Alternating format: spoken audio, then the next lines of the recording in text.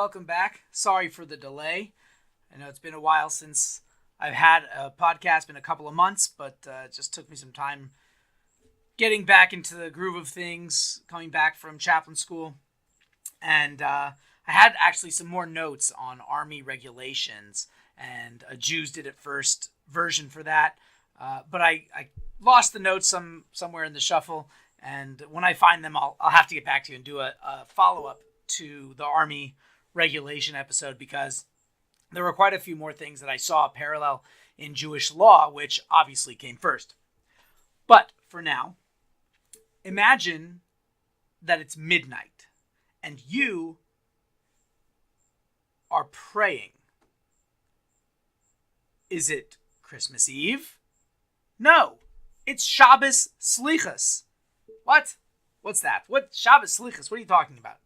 Shabbos Slichos, literally translated as the Sabbath of supplication, is a special Shabbat, which is actually happening this week, tomorrow night, or at the recording of this tomorrow night.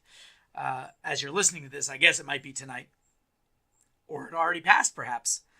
You see, the Midnight Mass was actually started somewhere in the late 4th century in the East by Eastern Christians, and it actually didn't reach the Pope in the West until about 430 of the Common Era. So that's a pretty old tradition. It commemorates the Nativity, and that's where we get this whole custom from. I'm sure you've seen even Protestants do a midnight mass. And it's pretty unusual because it takes place at night. And usually, Christian services are during the day. So where does this idea of praying at midnight come from? That's right. You guessed it. Jews did it first.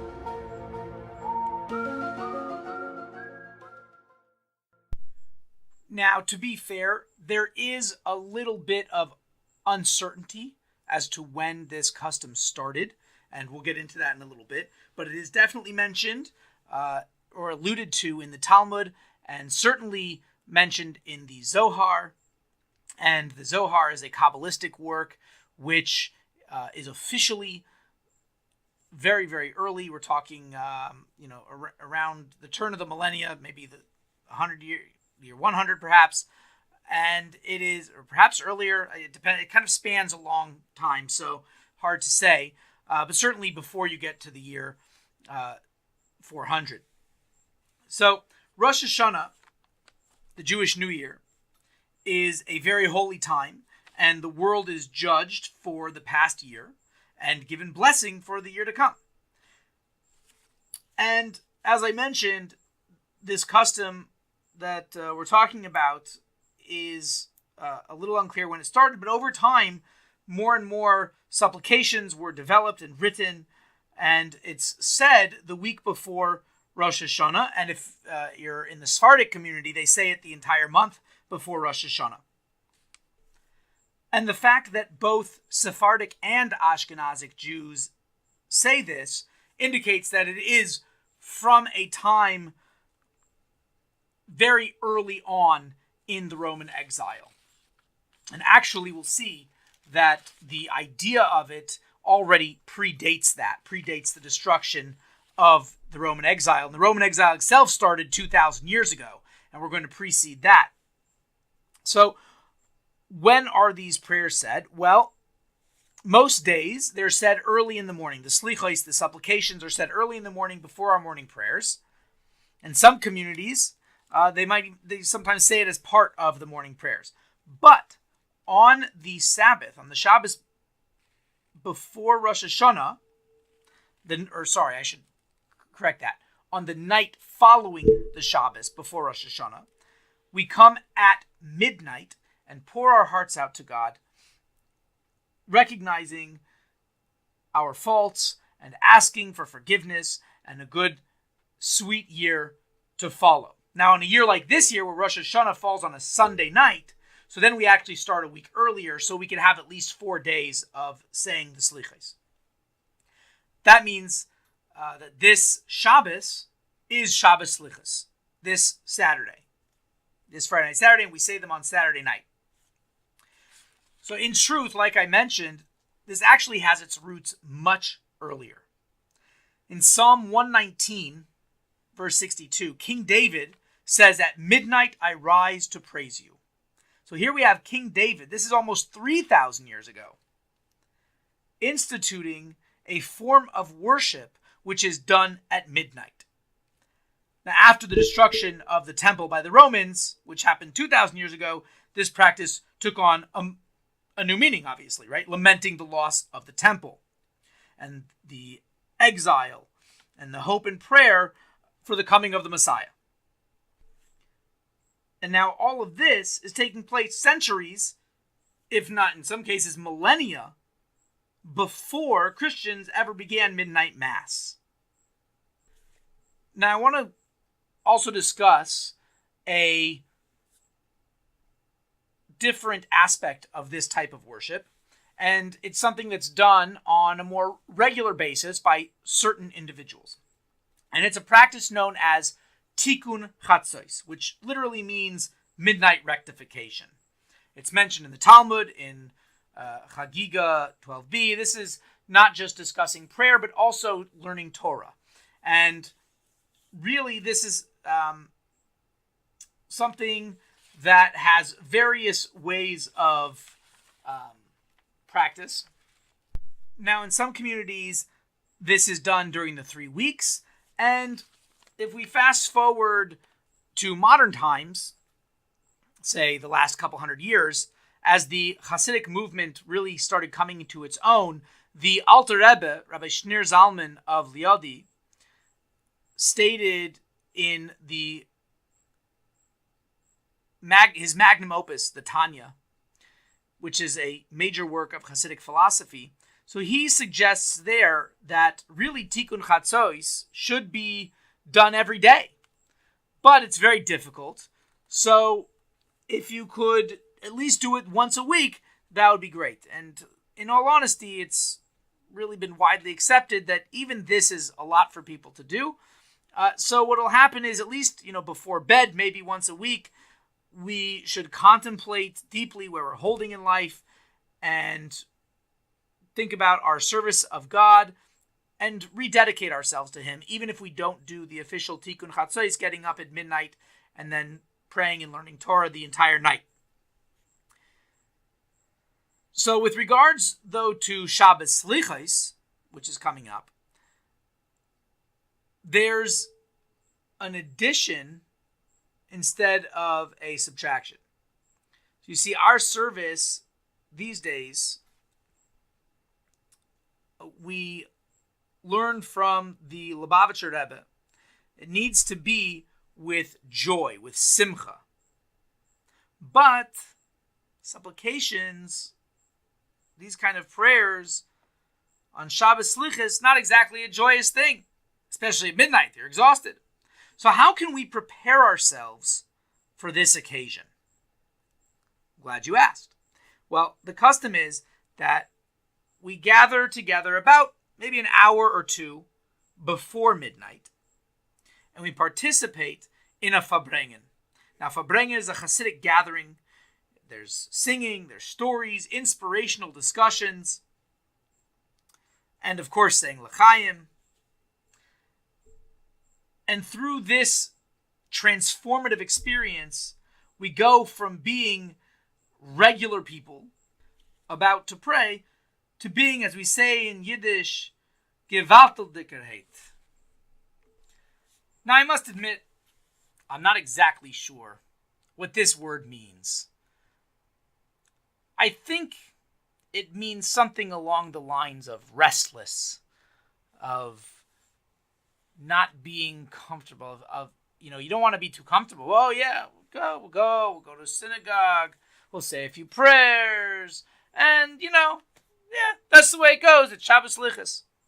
No, you have to become a little uncomfortable, a little zutreselt, a little shaking, a little trembling before God, uneasy. And so we have this Farbrengen. For an example of a Farbrengen, you can check out on the YouTube page and on my Facebook page, not on the Jews Did It First Facebook page. Well, maybe I should put it over there also. I think I could share it there.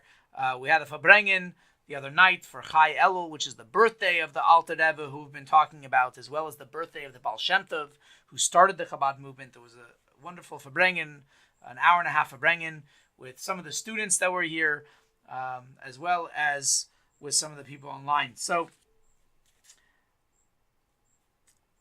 that's enough about the Farbrengen. But I hope that you have the ability to go to your local Chabad house this Saturday night and really prepare yourselves for Rosh Hashanah in a Hasidic way. As always, I'd like to leave you with a little Devar Torah, a little something to take with you into the weekend, a word of Torah, of inspiration, and I need to have a cool intro for that. Maybe someone can send me something. I think there's a good way to introduce the Devar Torah. I'd appreciate that. Just you can email it to jewsdiditfirst@gmail.com. And I'd love to take a look at those and listen to them. Maybe we'll put something in there. So this actually comes from a book called Hayom Yom, which means day to day, Hayom Yom. It was really the first book, to my knowledge, that was compiled by the Rebbe, by the Lubavitcher Rebbe. And it's a collection of daily aphorisms from his father-in-law and from various sources, sometimes dealing with, inspirational thoughts, sometimes customs, Jewish law, various things. And this one is a story. And this is from, I believe it was from Tuesday. This was from Tuesday's Hayom Yom, from the 17th of Elul. And it goes like this. It used to be that the Alter Rebbe, who founded the Chabad movement, he used to read the Torah by himself. He would do the Torah reading. But one time, he was not in Lozno. That's the city they lived in. And so, he couldn't do the Torah reading. It was this coming Shabbos, Parshas Ki Savo. And the thing about Parshas Ki Savo is that it has the blessings and the curses that are said to the Jewish people if they don't do the mitzvahs. And when the Mittler Rebbe, that would be the Alter Rebbe's son, Reb Shmuel, when he was just a boy at the time, he was not even bar mitzvah yet. He heard the Parsha being read by somebody else other than his father. So what happened then? It says the pain that he felt, the Agmas Nefesh, the pain that he felt in his soul from hearing the curses, the Teichacha as they're called, it brought him such pain in his heart, so much so that by the time Yom Kippur came, it was a doubt. The Alter Rebbe was not even sure if his son should fast at all on Yom Kippur. He was still in so much trouble and so much pain.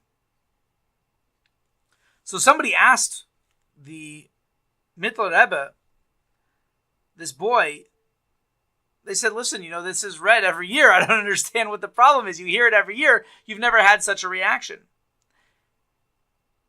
And his response was that when my father reads, Herzich nit ken klalis, I don't hear curses. That's the story. Question is, what does it mean? Wait, he doesn't hear the same words? What's going on over here? The point here, I believe, is not so much the emphasis that he doesn't hear curses. I think the point here is when my father reads. When a father is trying to train and educate children, and a mother as well, many times you have to act in a way that seems negative. It seems like it's the opposite of love.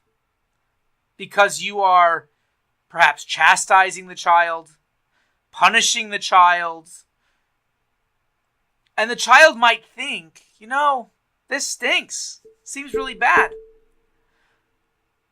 But we know that, is the parent doing it because they hate the child? Because they're cursing the child? No, of course not. Just the opposite. It's because they love the child and they want to see the child succeed and they want to see the child become a good and honorable person that they do this to the child. And so here this boy is saying, when my father reads, when these verses from the Torah, which are dealing with curses and terrible things happening to the Jewish people, when we recognize, when they're read in such a way that they're coming from the Father, they're coming from God as he relates to us as a father. So then I don't hear curses. I don't hear negativity. On the contrary, it's love. It's like a father raising their child, trying to get them to be the best they could be. And so we also have to remember, not just when it comes to curses, but when things happen in our life, which are not so great, they seem like they're not good things. We have to remember that everything comes from God. And it's not that God's trying to be mean to us. God is trying to build us up, to strengthen us, to cause us to be the best that we can be. And when we have a challenge, we can break through that challenge and become better people than we were on the other side of that challenge. So l'chaim, l'chaim. I wish you all a wonderful week, a good Shabbos. The custom is we say, Ksiva v'chsima toiva l'shana toiva masukah. You should be written and sealed for a good and sweet new year. And as always, please feel free to continue the conversation either on Facebook at Jews Did It First. I'm on Twitter at Oswego Rabbi, Instagram Oz Rabbi, on the YouTube channel Jews Did It First. You can always email me, jewsdiditfirst@gmail.com. I'd love to hear from you. You can ask questions. Maybe if it's a good question, I can maybe mention it and discuss it on the program. Preferably something that deals with Jews Did It First, but doesn't necessarily have to be. So l'chaim, l'chaim. Until next week, Shabbat Shalom.